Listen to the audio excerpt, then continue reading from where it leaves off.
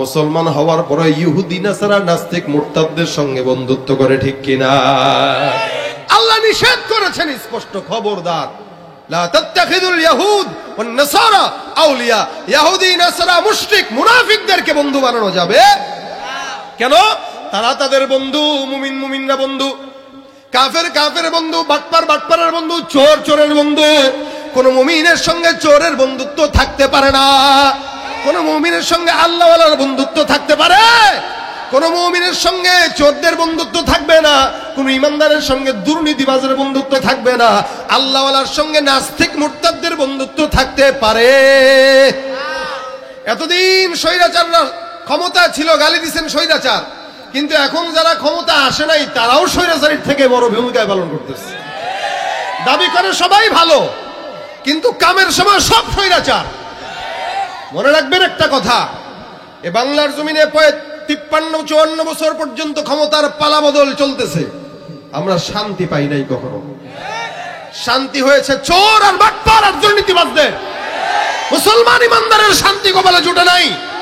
মুসলমান ইমানদারের শান্তি যদি কপালে জুটতে হয়, এদেশে যতদিন পর্যন্ত ইসলামী শাসন ব্যবস্থা না আসবে শান্তি আশা করা যায় না, ঠিক কিনা? ধরে কেউ দিল না, সবাই নিল, আমরা যে কলুর বলদ, সারা বছর নেয় না খবর, নির্বাচনে খুব দরদ। কেউ দিল না, সবাই নিল, আমরা যে কলুর বলদ, সারা বছর নেয় না খবর, নির্বাচনে খুব দরদ।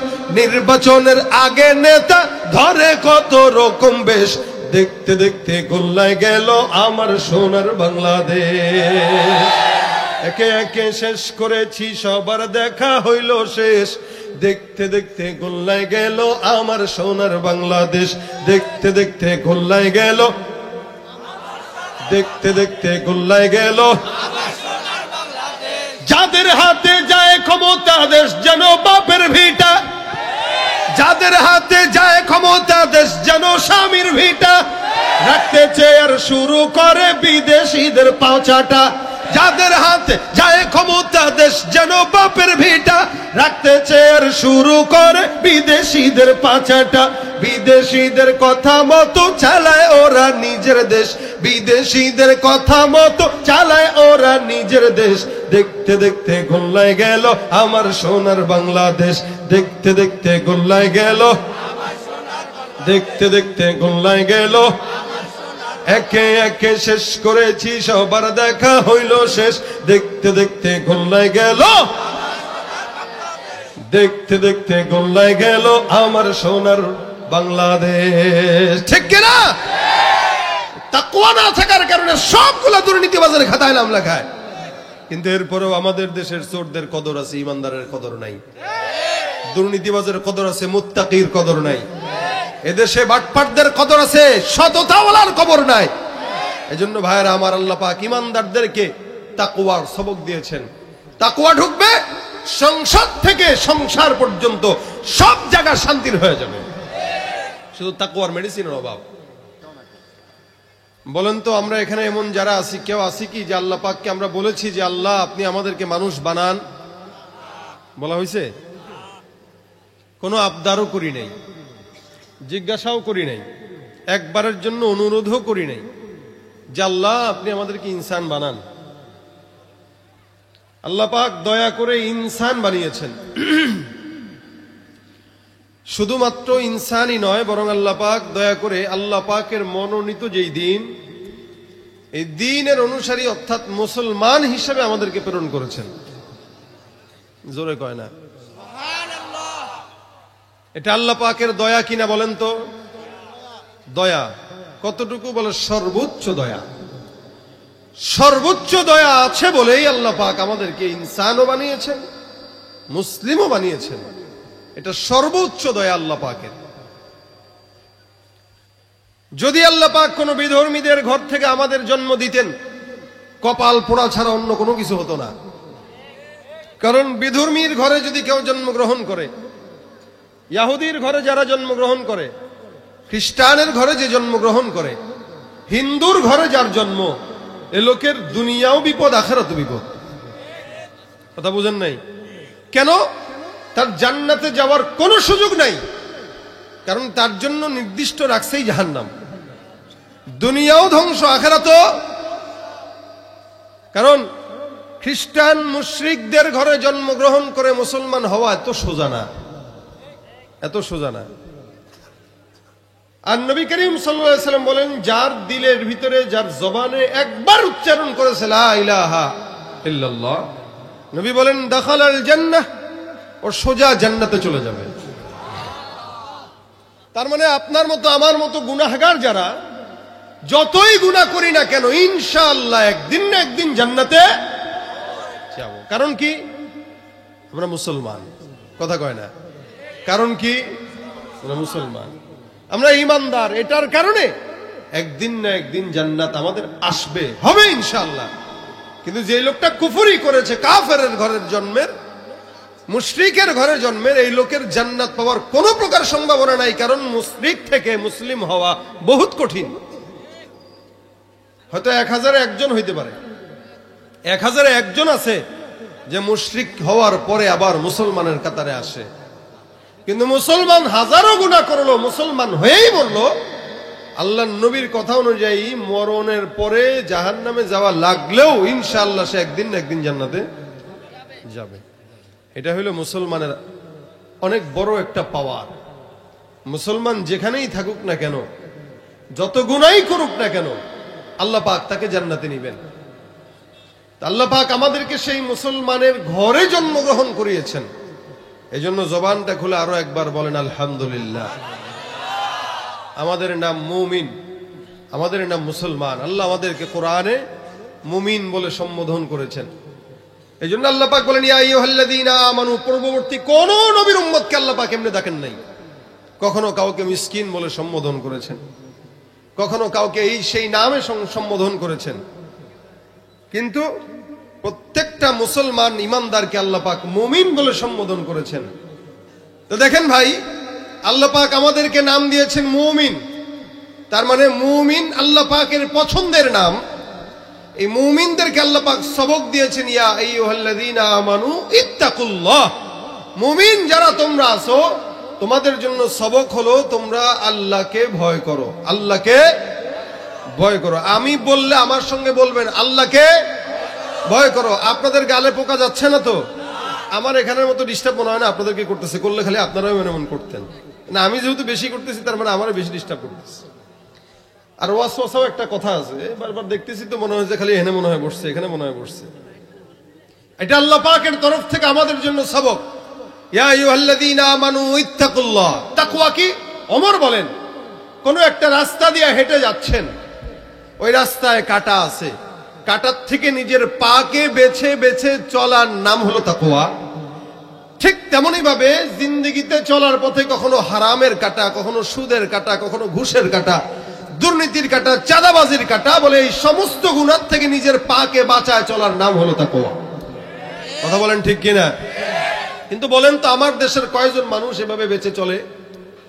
100-র ভিতরে 90 জনই খারাপ, বাকি 10 জন চেষ্টা করে। কথা কয় না?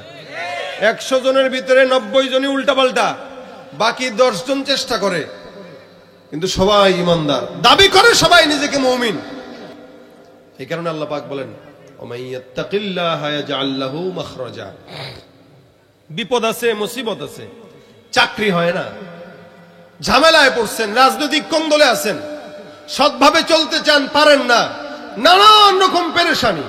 আল্লাহ পাক বলেন তাকওয়া রাখো, সব বিপদের দরজা বন্ধ করে আর সুখের দরজা খুলে দিয়ে দেব।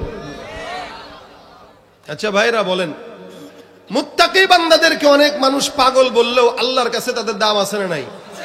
আপনার চোখে কেউ পাগল, কিন্তু আল্লাহর চোখে সে ভালো, আল্লাহর চোখে সে। যেই ব্যক্তিটা তাকওয়ার সবক নিয়ে কবরে যায়, তার মতো চালাক আর কেউ নাই। আর যে টাকা আছে, বাড়ি আছে, ক্ষমতা আছে, নারী আছে, সব আছে, লেকিন তাকওয়া নাই, আল্লাহর মহব্বত নাই, আল্লাহকে চিনে নাই, নবী বলেন ওর মতো ফকির নিয়ে আর কেউ নাই। বাদশাহ হারুন রশিদের নাম শুনছেন আপনারা? শুনছেন তো এমনি এমনি, তার জীবনী তো জানেন না। মুসলিম বিশ্বের একচ্ছত্র বাদশাহী বাদশাহ হারুন রশিদ করেছেন। শুধু বাদশাহ ছিলেন না, হক্কানি, রব্বানি এবং অনেক বড় বুজুর্গ ছিলেন। আমাদের দেশের মানুষ নেতা হওয়া মানেই মনে করে নেতা হইছি তো চোর হওয়া লাগবে, কথা কয় না? এটা আমাদের দেশের একটা মন মানসিকতা হয়ে গেছে যে আমি কোন দলের নেতা হব তো আমার গাড়ি থাকা লাগবে, চুরি করে হোক, ডাকাতি করে হোক, কলা ছুরি লাগায় হোক, নেতা হইছি তো আঙ্গুল ফুলে কলা গাছ হওয়া, এটাই হলো আমার দেশের মানুষের কাজ। কিন্তু নেতা হওয়া মানে ফকির হওয়া, এটাই ছিল সাহাবা একরামদের আদর্শ। সাহাবা আজমাইন নেতা হয়েছিলেন কিন্তু নিজের জামা কিনতে পারেন নাই, নিজের ঘরে খাবার ছিল না, মানুষকে দান করতে করতে এই টেনশনে যে আল্লাহ আমি খাচ্ছি ওরা খায় না, আল্লাহর দরবারে কে জবাব দিব? সুবহানাল্লাহ কয় না? এরা খোসায় খোসায় নেওয়া লাগে কেন? কথা বুঝেন? কথা কি আপনাদের সামনে যাচ্ছে? এটা হলো আমার দেশের মানুষের হাল। 2 দিন হয় নাই রাজনীতিতে যোগ দিছে, 2 দিনের পরে 1 সপ্তাহের মাথায় 1 মাসের মাথায় মাশাআল্লাহ দিলে হুন্ডা হয়ে গেছে। কই পাইলো? আপনার আমার জনগণের টাকা। এই জনগণের টাকাকে চুরি করে এরা বড়লোক হয়, আর আমরা এই সমস্ত দামি নামি ডিজিটাল চোরদেরকে দেখলে 14 বার সালাম দেই, আর 2 টাকার পকেট মারকে দেখলে ঘুষি দিয়ে নাক ফাটায় দেই। সমাজের সর্দার স্থানে গেছেন বাজারে, পকেট মার একটা হাত দিছে, খালি দিছে কোনো মতে, আপনি তারা এমনি ধরে ফেলছেন, ও কিন্তু চুরি করে নাই, এমনি দিছে, আপনি ধরে গেলে এই চোর ধরছি চোর, আরেকটা আইসা নগদে ঘুষি মারি দিছে একটা নাকের মধ্যে। কিরে ভাই মাইরা টেরা যে আদামরা করে ফেললা, কি দোষ? কমিয়া আমার পকেটে হাত দিছে, চুরি করছি নি? না, আমি কি এত বোকা? হাত দেওয়ার সাথে সাথে ধরে ফেলছি। তো ধরলি চুরি করে নিতে মারলি কেন? দিবে কেন? কথা বোঝে নাই, খালি পকেটে হাত দিছে, দোষ এটা। কিন্তু তার সামনেই, তার অগোচরে, তার সামনে মানুষের রাতের আধারে দিনের আলোকে কত সংখ্যক নেতারা কোটি কোটি টাকা চুরি করে আমেরিকায় সেকেন্ড হোম করে, পাসপোর্ট ডাবল করে পলায় চলে যায়। এদেরকে দেখার পরে 14 বার সালাম ঠুকে এই জনগণই। একজনে ঘুষি দেয়, আরেকজনে সালাম দেয়। এখন যেই নেতাকে সালাম দিচ্ছেন, সব নেতার কথা বলি না, কিছু ভালো তো আছে আলহামদুলিল্লাহ। টুপিওয়ালা দাড়িওয়ালা যদি চেয়ারম্যান বাংলাদেশে যতগুলো আছে আপনি দেখেন, একটাও আলহামদুলিল্লাহ চোরের দায়ে কোনোদিন অপরাধী হবে না, একটাও হবে না ইনশাআল্লাহ।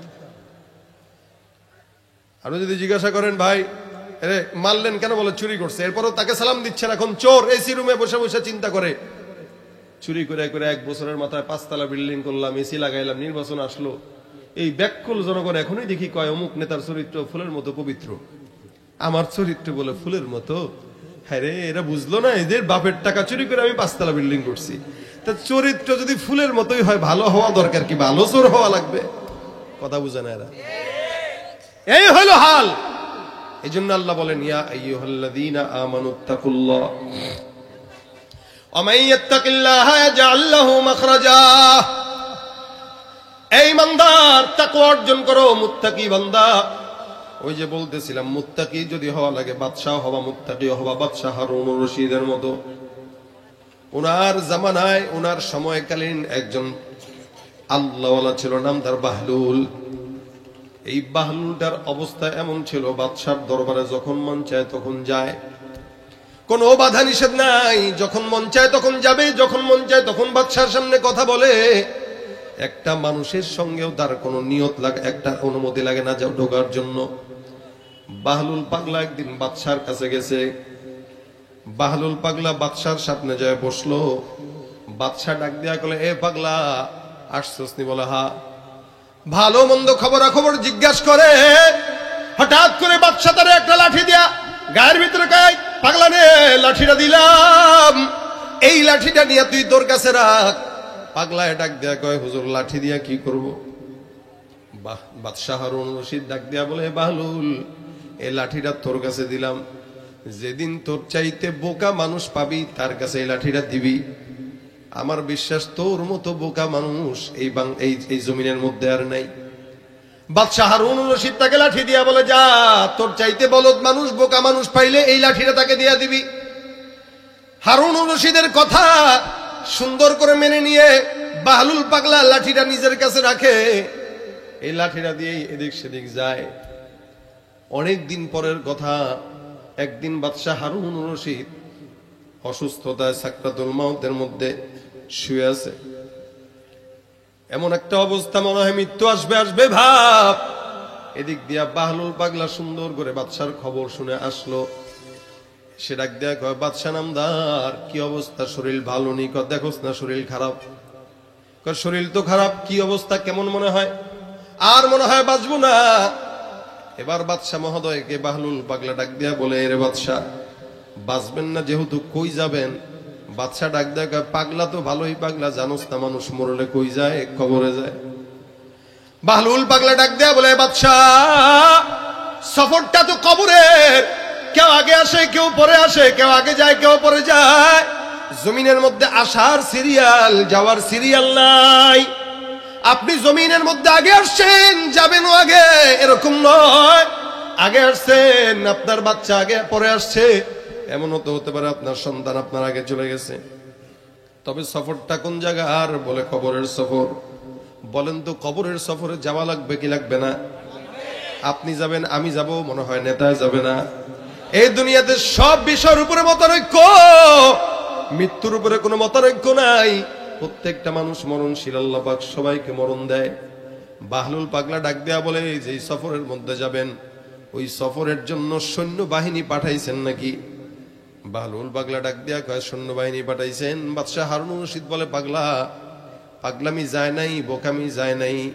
কবরের সফরের মধ্যে সৈন্যবাহিনী কিসের? বলে, কে কবরের সফরটা কয়দিনের? বলে, চিরস্থায়ী। চিরস্থায়ী সফরের মধ্যে যাচ্ছেন, সাপ বিচ্ছুর জায়গা, ও জায়গায় যাবেন, আপনার সৈন্যবাহিনী নাই। এ কয়দিন পর আপনি যে খাবেন, খাবার জন্য কিছু পাঠাইছেন? বলে, না না, খাবারের জিনিস পাঠাই নাই, সৈন্যবাহিনী পাঠাই নাই। পাগল, কবরের জগতে বান্দা খায়ও না। তুই কবে বুঝবি? পাগলা, এখনো পাগলামি করে যাস, বোকামি করে যাস। বাহলুল পাগলা ডাক দেয়া বলে, বাদশাহ হারুন, আপনি আমারে পাগল বললেও বোকা বললেও, আপনি যে লাঠিটা আমার কাছে দিলেন, লাঠিটা আমি আপনার কাছে ফেরত দিতেছি। আপনি সেদিন লাঠি আমার হাতে দিয়া বলছিলেন, যা তোর চাইতে বোকা কেউ পাইলে এটা ফেরত দিয়ে আসিস। আজকের এই জায়গায় আপনার সঙ্গে কথোপকথন আমি বুঝলাম। আপনি যে এই জমিনের ভিতরে এখন আছেন, এখান থেকে কবরের জগতে যাবেন। ওখানে যে যাবেন, ওখানে সৈন্যবাহিনীও পাঠান নাই, খাবারের জিনিস পাঠান নাই, আসবাবপত্র পাঠান নাই। তবে কি নিয়ে যাবেন? বাদশা ডাক দেয়া কয়, দেখ, খোলা হাত দুইটা আছে, এই হাতের মধ্যে জান্নাতে যাওয়ার উসিলাও তো আমি নিতে পারি নাই মনে হয়। বাহলুল পাগলা ডাক দেয়া বলে, আরে বাদশাহ, জমিনের মধ্যে সাময়িক কোন জায়গায় যাওয়ার জন্য যদি রওনা হন, তাহলে বিশাল বড় সৈন্যবাহিনী নিয়ে রওনা হয়ে যান। খাবারের রসদ টসদ নিয়ে 1 মাস আগে এগুলো পাঠানো শুরু করে দেন। অথচ আপনি কবরের যাত্রী, কবরের সামান নিয়ে যাবেন, কিন্তু কবরের ভিতরে সামান তৈরি করেন নাই, সৈন্যবাহিনীও পাঠান নাই, খাবারও পাঠান নাই। আমার দিল বলতেছে আমি নয়, আমার চাইতে আপনি বড় বোকা আর পাগল। সুতরাং এই লাঠিটা আপনাকে পাগল অনুযায়ী আজকে আপনার কাছেই ফেরত দিয়ে দিলাম। এ ভাইরা আমার, বাদশা হারুন রশিদ বলে, বাহলুল, দামি কথা বললা, দুনিয়ার জমিন থেকে মালিকের দরবারে যাব, আল্লাহর কাছে যাওয়ার জন্য কবরের সামান নিলাম না। এই জমিন থেকে যাব কবরের ভিতরে, কবরের মানুষ যায়। এই জায়গাটা অনেক বড় একটা জায়গা। ওখানের সামানা তো দুনিয়ার সৈন্যবাহিনী নয়, ওখানের সামানা তো খাবার দাবার নয়, ওখানের সামানা হলো ঈমান, ওখানের সামানা হলো কোরআন, ওখানের সামানা হলো তাকওয়া। দুনিয়ার জমিনে এমন কেউ নাই কবরে যাবে না, কেউ আগে কেউ পরে। একদিন না একদিন প্রত্যেকটা বান্দার কবরের মধ্যে যাওয়া লাগবে। তবে চালাক তো সেই যে কবরে যাওয়ার আগে দুনিয়ার জমিন থেকে তাকওয়ার সামানা নিয়ে রওনা হয়, ঠিক কিনা?